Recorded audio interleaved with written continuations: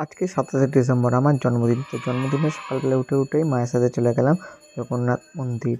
জগন্নাথ মন্দির থেকে বেরিয়ে আমরা চলে গেলাম নন্দিকেশ্বরী তলায়। ঘণ্টা বাজিয়ে মায়ের মন্দিরে ঢুকে সোজা চলে গেলাম মায়ের কাছে দর্শন করতে। দশম মহাবিদ্যা দর্শন করার পর সোজা চলে গেলাম বাবা শিবের কাছে প্রণাম করতে এবং আশীর্বাদ নেওয়ার জন্য। তারপর সেখান থেকে সোজা গেলাম বজরংবলীর মন্দির। এরপর হালকা নিজেকে একটু দেখিয়ে তারপর সোজা গেলাম খেলার মাঠে ব্যাট বল খেলতে। ব্যাট বল খেলা দেখতে দেখতে খেলা শেষ করে সোজা চলে গেলাম কেক আনতে।